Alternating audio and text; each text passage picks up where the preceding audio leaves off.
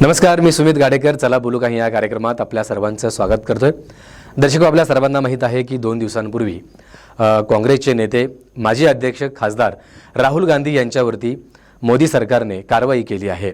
त्यांची खासदारकी जे सदस्यत्वता आहे ती रद्द करण्यात आलेली आहे. मानहानिकारक वक्तव्य केल्याप्रकरणी त्यांना ही या कारवाईला सामोरे जावं लागलेलं आहे. या पार्श्वभूमीवरती लोकशाहीची हत्या म्हणून राष्ट्रीय काँग्रेसच्या वतीने देशपातळीवरती आणि त्याचबरोबर जिल्ह्यामध्ये देखील निदर्शनं करण्यात आलेली आहेत. सत्याग्रह हा एकंदरीत जे काही आंदोलन आहे, ही मोहीम आहे, आता राष्ट्रीय काँग्रेसच्या वतीने ती राबवण्यात येत आहे. खरं तर मोदी सरकार कशा पद्धतीने लोकशाहीवरती हत्या करत आहे, लोकशाहीची हत्या करत आहे, किंवा लोकशाही कशा पद्धतीने मोदी सरकारच्या या काळामध्ये धोक्यात आलेली आहे, हे सांगण्याचा प्रयत्न राष्ट्रीय काँग्रेस पक्षाच्या वतीने केला जात आहे.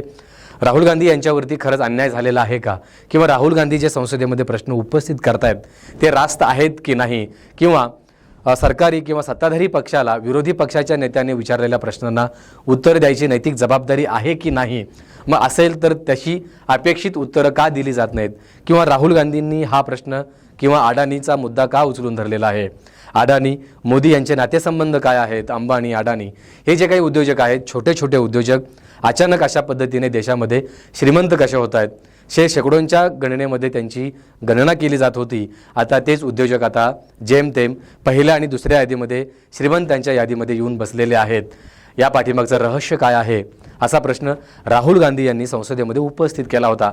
असं असताना मोदी सरकारच्या वतीने म्हणजेच किंबहुना सत्ताधारी पक्षाच्या वतीने या प्रश्नांना उत्तरं देण्याऐवजी संसदेमध्ये वेगळ्या प्रश्नाकडे हा मुद्दा वळवून घेण्यात आला.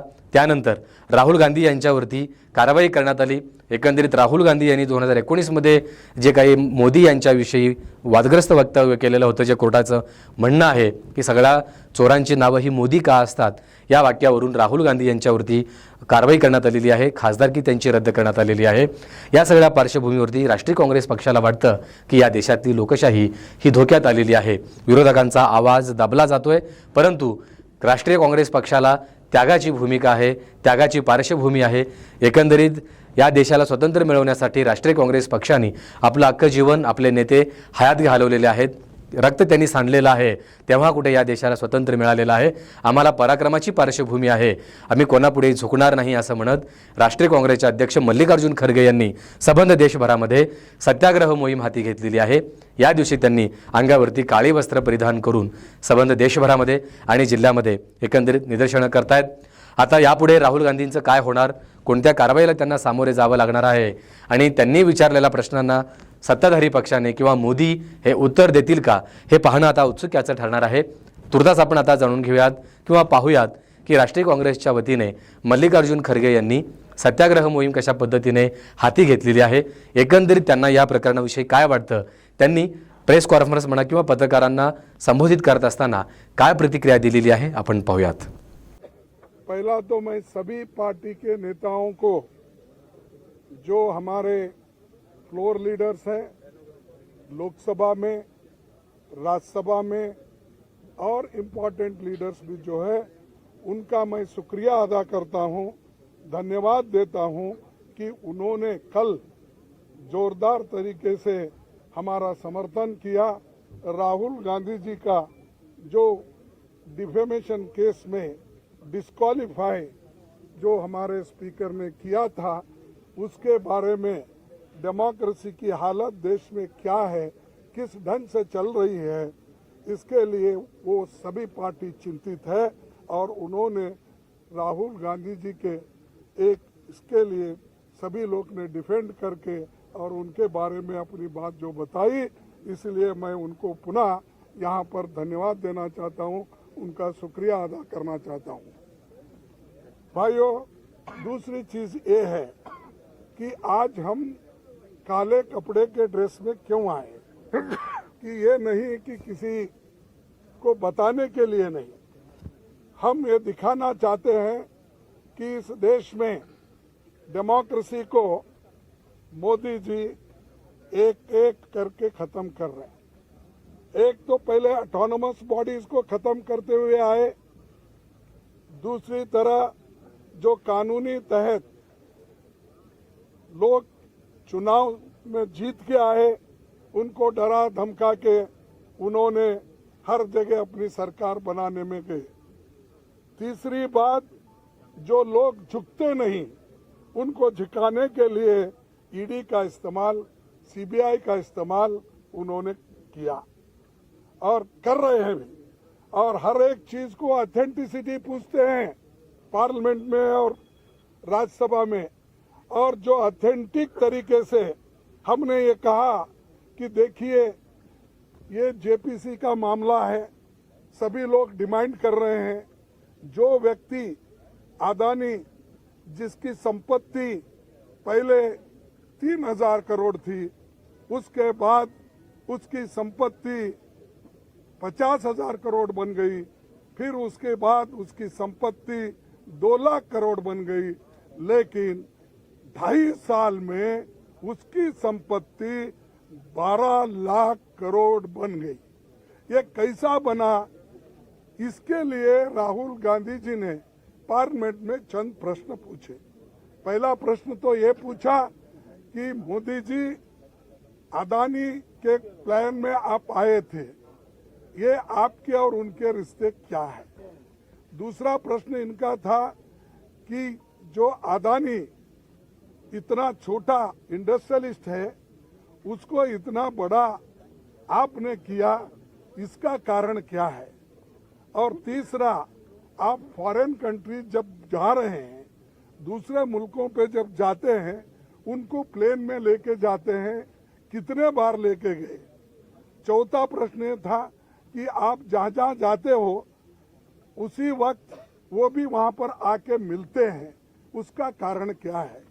और पांचवी बात ये है कि जब आप वहाँ पर जाते हैं, वहाँ के प्राइम मिनिस्टर्स, वहाँ के फॉरेन मिनिस्टर्स, वहाँ के कैपिटलिस्ट लोगों के साथ मिलवाते हो, ये क्या बात है?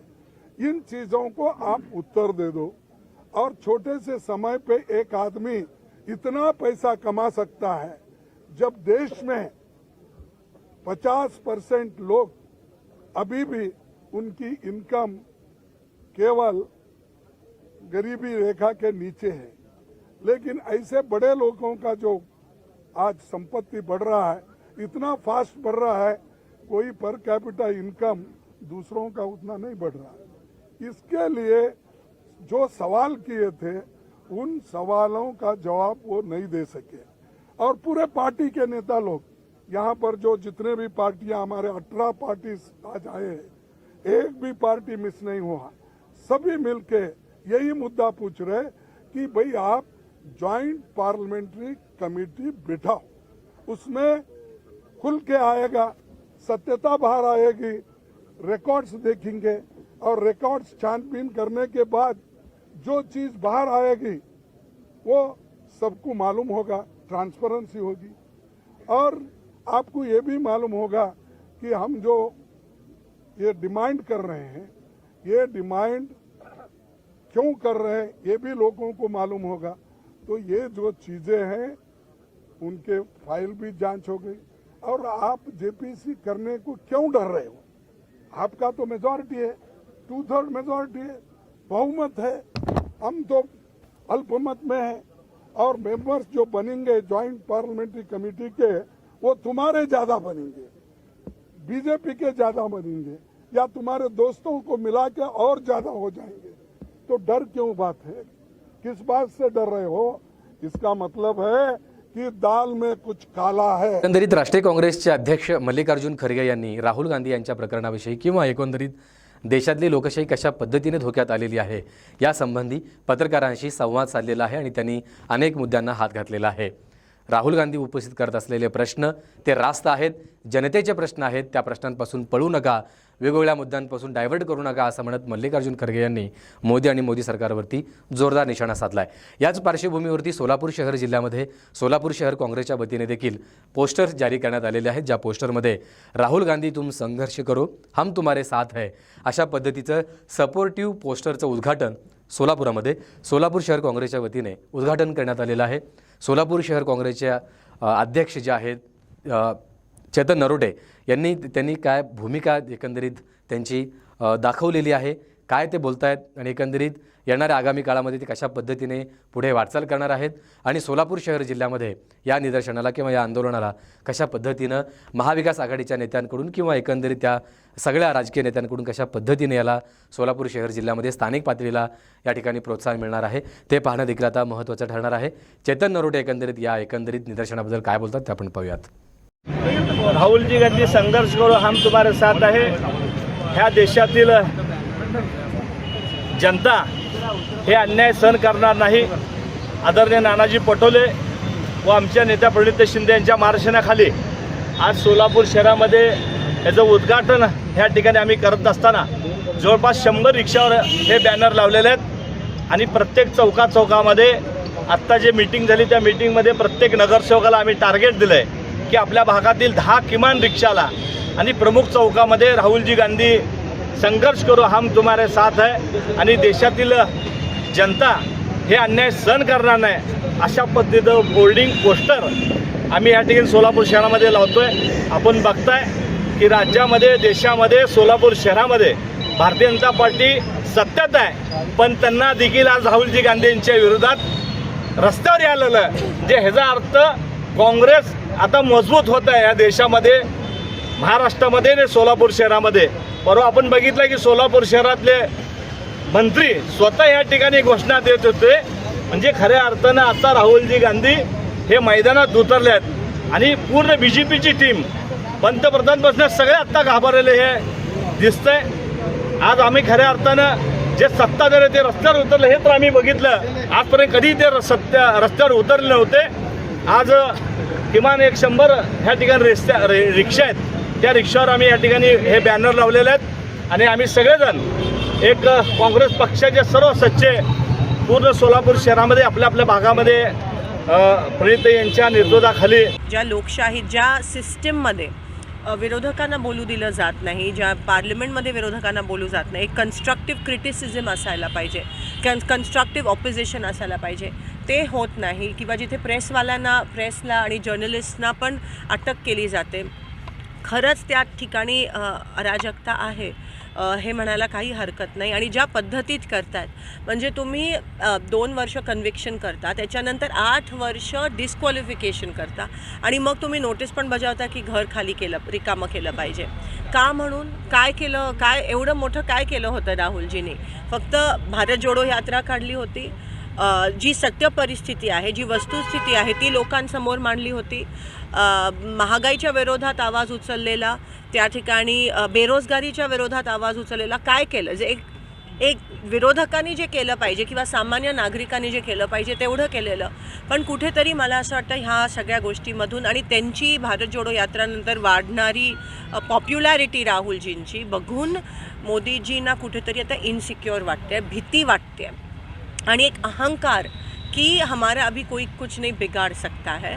म्हणून काँग्रेसच्या एवढ्या मोठ्या नेत्याला आणि काँग्रेस आणि विरोधकाच्या ऑपोजिशनच्या एवढ्या मोठ्या नेत्यांना तुम्ही असं करताय ही गंभीर गोष्ट आहे. आणि ह्याचा संदेश जो पूर्ण जगात जातो आहे तो पण चुकीचा ठरतो आहे. आज सगळीकडून एवढे ओपिनियन्स हे येत आहेत की असं नाही झालं पाहिजे. तर ह्याच्यातून कळतं की किती अहंकारी हे सत्ताधारी आहेत. आणि मुद्दामून जेव्हा सिलेंडरचे प्राईस कमी करायला पाहिजे होते, जेव्हा बेरोजगारी वाढवायची होती, जी वाढती बेरोजगारी आहे लोकांना रोजगार देऊन एम्प्लॉयमेंट रेट वाढवायची होती, जेव्हा अदानींवर जे ताशेरे ओढले त्याची इन्व्हेस्टिगेशन करायचं होतं, जेव्हा JPC करायची होती, त्या सगळ्या गोष्टींना डायव्हर्जंट टॅक्टिक. तर अशा पद्धतीने एकंदरीत राष्ट्रीय काँग्रेसचे नेते माजी खासदार राहुल गांधी यांच्यावरती मोदी सरकारने जी काही कारवाई केलेली आहे या कारवाईच्या पार्श्वभूमीवरती काँग्रेसच्या वतीने देशभरामध्ये आणि शहर जिल्ह्यामध्ये निदर्शनं करण्यात येत आहेत. सत्याग्रह मोहीम त्यांच्या हाती ते राबवत आहेत. आता भविष्यामध्ये राहुल गांधी एकंदरीत काँग्रेसच्यासाठी हा काळ कसा असणार आहे, आव्हानात्मक असणार आहे की यातून ते बाहेर पडून पुन्हा एकदा एक चांगली उभारी काँग्रेसला मिळणार आहे हे पाहणं आता महत्त्वाचं ठरणार आहे. तुर्तास चला बोलू काही या कार्यक्रमातून मी सुमित गाडेकर आता आपला निरोप घेतोय. पुन्हा भेटण्यासाठी एका वेगळ्या विषयासह. तोपर्यंत नमस्कार.